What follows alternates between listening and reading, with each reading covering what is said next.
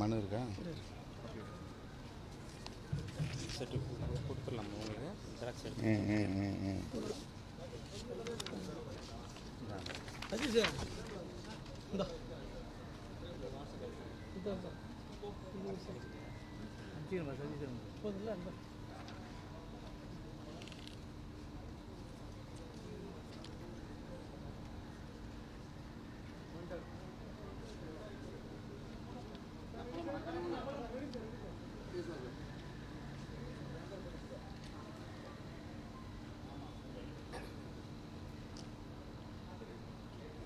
தமிழக முதல்வர் மாண்புமிகு தளபதி ஸ்டாலின் அவர்களை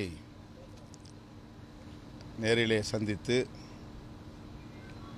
தமிழ்நாட்டில் நிலவும் சட்டம் ஒழுங்கு நிலை குறித்து சில கருத்துக்களை பகிர்ந்து கொண்டோம். பகுஜன் சமாஜ் கட்சியின் மாநில தலைவர் ஆம்ஸ்ட்ராங் அவர்களின் படுகொலையில் கைது செய்யப்பட்டவர்கள் மட்டுமின்றி இதனை திட்டமிட்டவர்கள், இதனை நடைமுறைப்படுத்திய கூலி கும்பல் ஆகிய அனைவரையும் கைது செய்ய வேண்டும் என்று வலியுறுத்தியிருக்கிறோம்.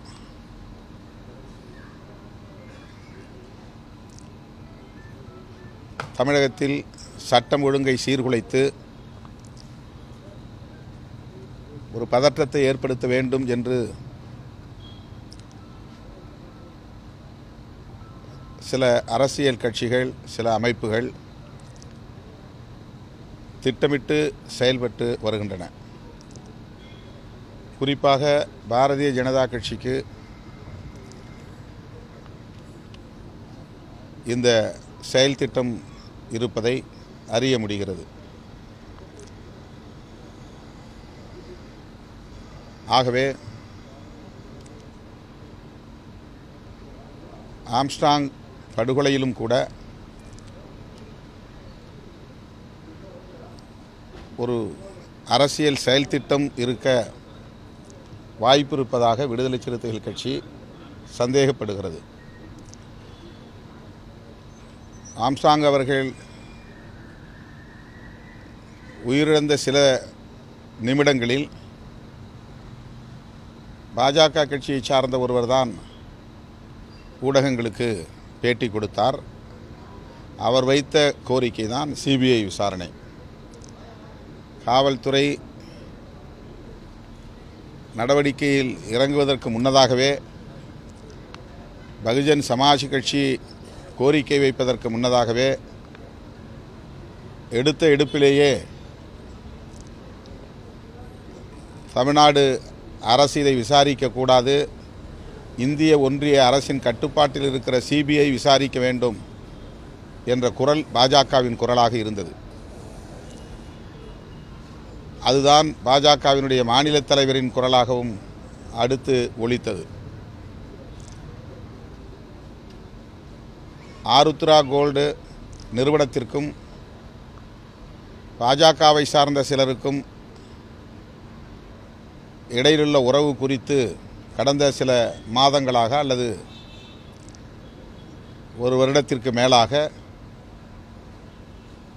பேசப்பட்டு வருவதை நாம் பார்க்கிறோம், விவாதிக்கப்பட்டு வருகிறது.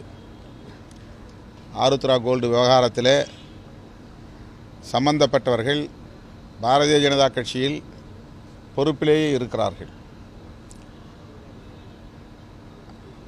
இப்போது ஆம்ஸ்ட்ராங் கொலையில் ஆருத்ரா கோல்டு விவகாரமும் பேசப்படுகிறது. பாஜக இதில் வலிந்து தலையிட்டு சிபிஐ விசாரணை கோருகிறது. இது போன்ற விவகாரங்கள் விசாரணைக்குரியவையாக உள்ளன, புலனாய்வு விசாரணைக்கு உட்படுத்தப்பட வேண்டியவையாக உள்ளன. அவர்களின் அரசியல் செயல் திட்டம் என்பது திமுக அரசுக்கு எதிராக இங்கே ஒரு பதற்றத்தை ஏற்படுத்த வேண்டும், ஒவ்வொரு வாய்ப்பையும் பயன்படுத்தி சட்டம் ஒழுங்கை சீர்குலைக்க வேண்டும் என்பதாகத்தான் இருக்கிறது.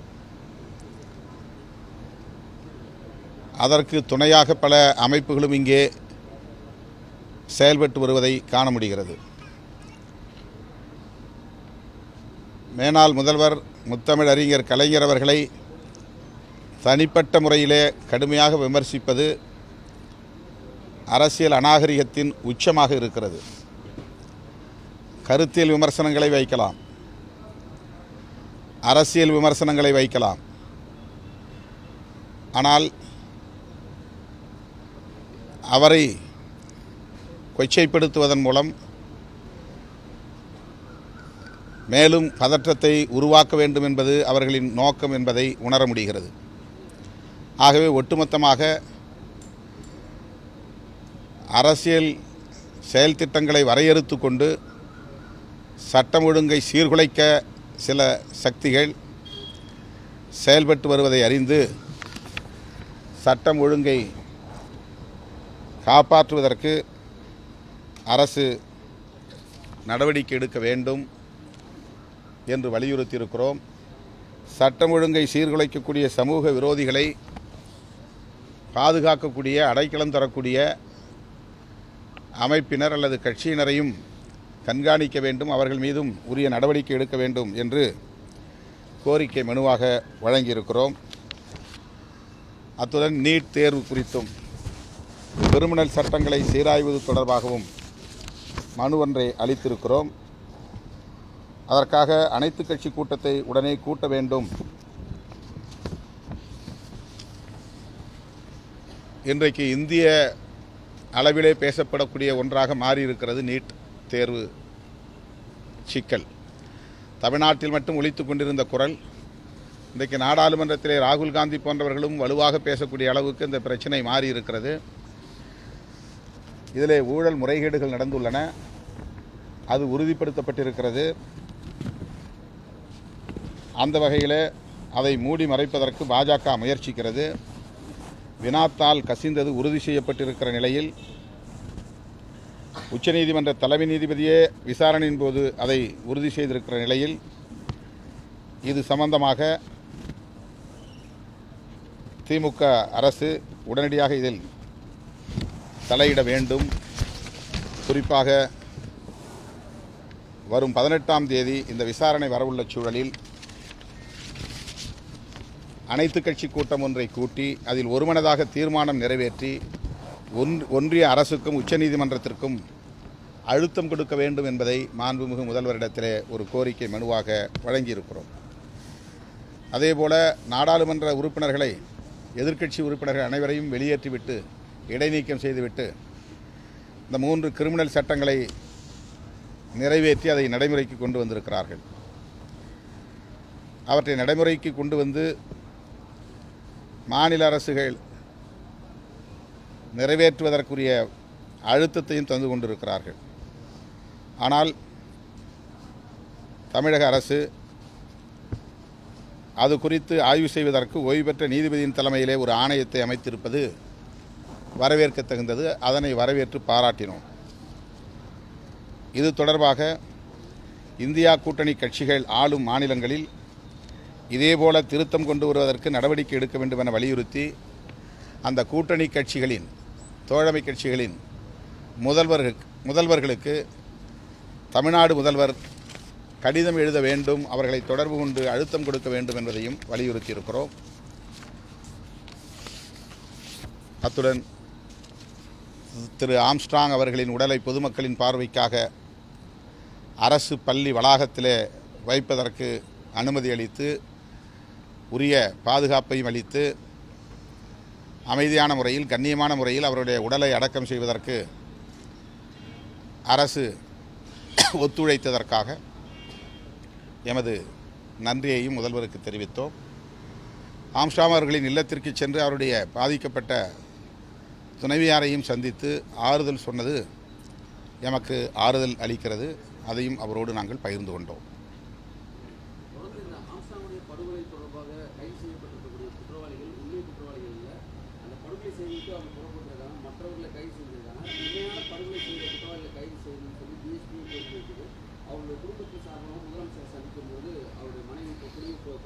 அதுதான் நாங்களும் இப்போ சொல்லியிருக்கிறோம். இல்லை, அது திட்டமிட்டவர்கள், அதுதான் மனுவாகவே கொடுத்துருக்குறோம். திட்டமிட்டவர்கள், கூலிக்காக இதில் பின்னிருந்து வேலை செய்தவர்கள் அனைவரும் கைது செய்யப்பட வேண்டும். ஆருத்ரா கோல்டு, பாஜக, ஆம்ஸ்டாங் படுகொலை என்கிற ஒரு முக்கோணம் இதில் இருப்பதாக தெரிகிறது. எல்லா விவாதங்களிலும் ஆருத்ரா கோல்டு பேசப்படுகிறது. பிஜேபியில் உள்ளவர்கள், இன்னும் சொல்லப்போனால் ஆற்காடு சுரேஷ் மனைவி பாஜகவிலே பொறுப்பில் இருப்பதாக சொல்லப்படுகிறது. இன்னும் பலர் அதில் கைது செய்யப்பட்டவர்களில் 1-2 பேர் நேரடியாக பாஜகவோடு தொடர்புடையவர்கள் என்றும் சொல்லப்படுகிறது. எனவே இந்த கோணத்திலும் இந்த புலன் விசாரணை நடத்தப்பட வேண்டும் என்பதுதான் எங்களுடைய கோரிக்கை. 2 நாட்களுக்கு முன்பு சிட்டி கமிஷனர், சென்னை பெருநகர காவல் ஆணையர் திரு அருண் IPS அவர்களையும் நான் சந்தித்து இதை நேர்மையான முறையிலே விசாரிக்க வேண்டும், உண்மையான அனைத்து குற்றவாளிகளையும் கைது செய்ய வேண்டும் என்று வலியுறுத்தியிருக்கிறோம். அவரும் அந்த கோணத்தில் விசாரித்து கொண்டிருக்கிறோம் என்று உறுதியளித்திருக்கிறார். இதன் பின்னணியில் உள்ள அனைவரும், திட்டமிட்டவர்கள் உட்பட, ஏவியர்கள் உட்பட அனைவரும் கைது செய்யப்பட வேண்டும் என்பதுதான் எங்கள் கோரிக்கை. முதல்வரை சந்தித்ததிலும் இதைத்தான் நாங்கள் வலியுறுத்தியிருக்கிறோம்.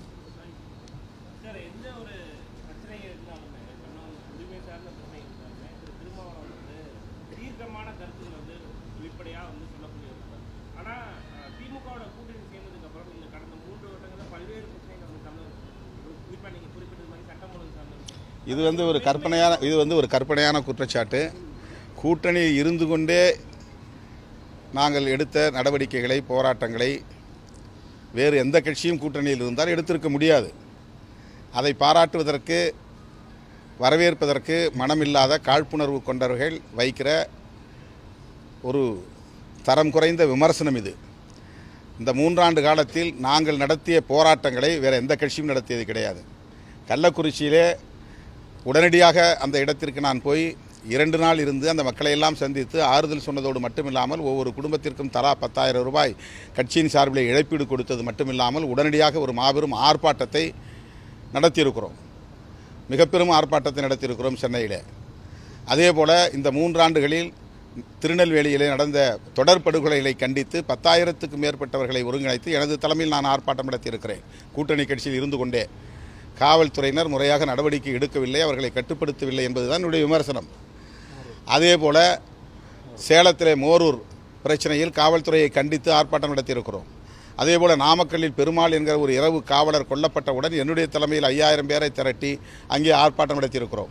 கிருஷ்ணகிரியில் ஓசூர் பகுதியிலே 10க்கும் மேற்பட்டவர்கள் தொடர்ந்து அந்த ஆண்டில் கொலை செய்யப்பட்டார்கள் என்ற தகவல் கிடைத்து அந்த இடத்திலே 10,000க்கும் மேற்பட்டவர்களை திரட்டி ஆர்ப்பாட்டம் நடத்தியிருக்கிறோம்.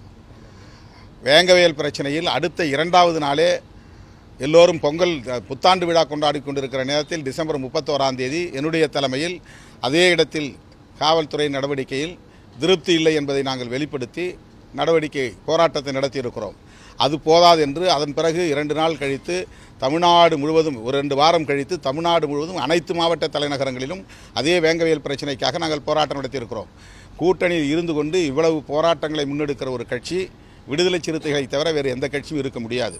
சொல்லப்போனால் திமுக தரப்பில் உள்ள பலர் நாங்கள் கூட்டணியில் இருந்து கொண்டே இந்த மாதிரியான விமர்சனங்களை வைக்கிறோம், போராட்டங்களை நடத்துகிறோம் என்பதற்காக எங்கள் மீது அவர்களுக்கு வருத்தம் உண்டு. திமுக தரப்பை சார்ந்தவர்களுக்கே வருத்தம் உண்டு. ஆனால் பிரச்சனைகளின் அடிப்படையில் நாங்கள் மக்கள் பக்கம் நின்று குரல் கொடுக்கிறோம். இதை உணர்ந்து கொள்ளாத, அல்லது வேண்டுமென்றே, உணர்ந்தாலும் வேண்டுமென்றே திமுகவுக்கும் விடுதலை சிறுத்தைகளுக்கும் இடையிலே ஒரு முரண்பாட்டை உருவாக்க ஒரு வாய்ப்பு கிடைக்குமா என்ற எண்ணத்தின் அடிப்படையில் இதுபோன்ற அற்பத்தனமான விமர்சனங்களை வைக்கிறார்கள். இதற்கு மேல் விடையில்லை.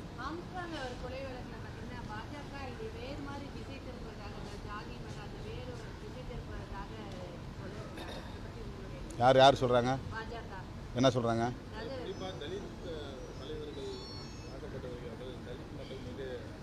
பாஜக ஆளக்கூடிய மாநிலங்களில் தலித்துகள் எல்லோரும் பாதுகாப்பாக இருக்கிறார்களா?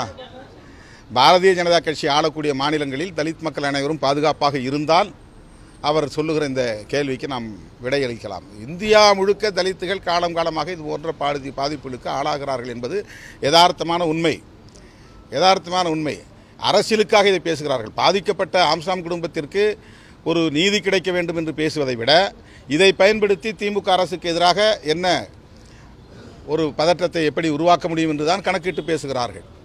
இந்த இடத்திலே எவ்வளோ பெரிய துயரம் எழுந்திருக்கிறது, எவ்வளோ பெரிய பாதிப்பு அந்த குடும்பத்திற்கும் கட்சிக்கும் சமூகத்திற்கும் நேர்ந்திருக்கிறது என்பதை விட இதற்கு யார் மீது பழி போடலாம், எப்படி திமுக அரசு மீது பழி போடலாம் என்று அரசியல் ஆதாயத்திற்காக காய்களை இவர்கள் நகர்த்துகிறார்கள். ஆகவே இது வெறும் அரசியலுக்கான விமர்சனங்களை தவிர உண்மையிலேயே பாதிக்கப்பட்ட மக்களுக்கு அல்லது குடும்பத்திற்கு ஆதரவாக பேசுகிற ஒன்றாக என்னால் பார்க்க முடியவில்லை.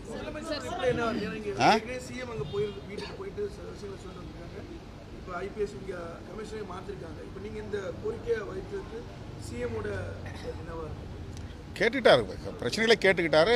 பார்ப்போம், நடவடிக்கை எடுப்போம். எங்களுக்கு இதில் நடவடிக்கை எடுக்கிறதுல எந்த தயக்கம் இல்லை. யார் உண்மையாக இதில் சம்மந்தப்பட்டிருக்கிறார்களோ அவ்வளவு பேர் வேணும் நடவடிக்கை இருக்கும்னு சொல்லியிருக்காங்க. ரைட். வாங்க.